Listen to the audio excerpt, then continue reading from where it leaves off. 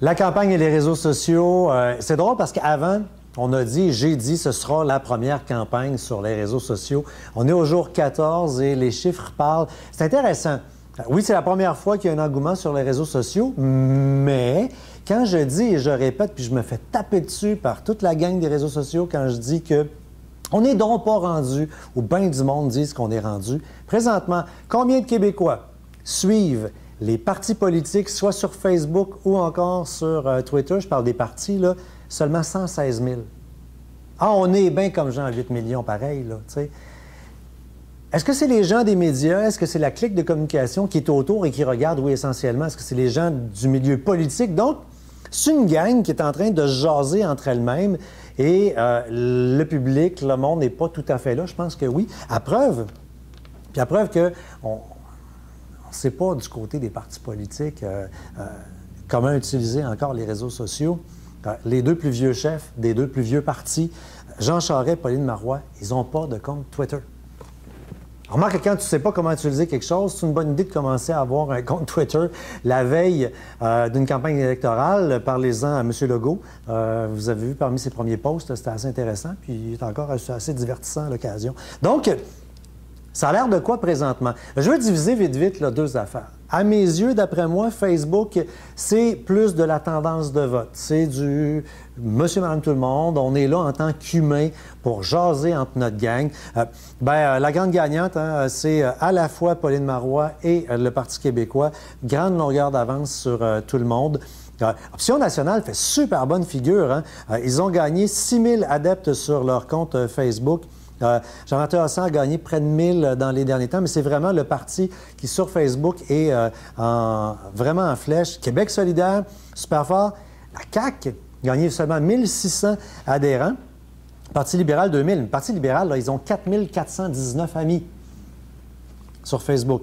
22 000 pour le Parti québécois. Mais en même temps, tu sais, c'est même pas le nombre d'électeurs à Drummondville, ça, là. On parle d'une élection provinciale. Les chefs de parti, vous allez voir la grille là, dans la chronique, là, mais Pauline Marois est en tête. Amir Kadir en deuxième. C'était déjà, lui, une star des réseaux sociaux avant le début de la campagne. Jean-Martin Hossan qui est vraiment présent. Et sur Twitter, là, c'est intéressant parce que qui on suit? Et là, c'est clair que sur Twitter, il y a du journaliste et il y a du politicien bien en masse. Ce que je trouve particulier, c'est que, pour avoir déjà collaboré à des campagnes électorales avant, on cachait l'agenda. Hein. Il fallait pas dire à l'autre ce qu'on était en train de faire. Puis là, qu'est-ce qu'ils font avec leur Twitter? On s'en va à telle place. Puis là, on dénude notre agenda et on le donne à tout le monde. Québec solidaire est en tête sur Twitter. C'est les plus populaires. Parti québécois arrive en deuxième. La CAQ, qui, grâce probablement à son chef, a réussi à tirer ses marrons du feu. Le Parti libéral, c'est Option nationale qui, sur Twitter, est le moins populaire. Pour dire que du côté d'Option nationale, on a misé un peu plus sur les comptes personnels des gens.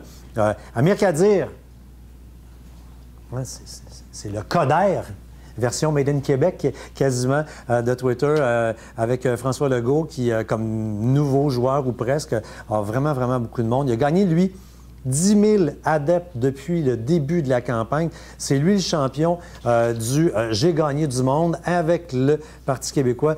Parti québécois, là, 10 000 nouveaux amis Facebook, lui, 10 000 nouveaux sur Twitter. Je vous laisse regarder la grille tout en détail et vous dire que si ça vous tente de vivre une bonne première expérience de Twitter, puis rire bien en masse, puis participer au gros party de bitchage, parce que ça ressemble pas mal à ça, durant les nombreux débats qu'il va y avoir à la télévision, ou confrontations, parce qu'on appelle ça de même maintenant, parce que c'est pas un vrai débat, vous allez pouvoir vous brancher sur les comptes Twitter et vous amuser à regarder ce qui se passe. Puis on vous a mis à passer dans la chronique les fameux mots-clés, les hashtags, les dièses, qu'on n'a pas le droit de dire dièses, on va être hot sur Twitter, de pouvoir suivre les conversations des élections. Est-ce que ça aura vraiment un impact? Juste 100 000 qui s'énervent là-dessus présentement. Et j'en fais partie.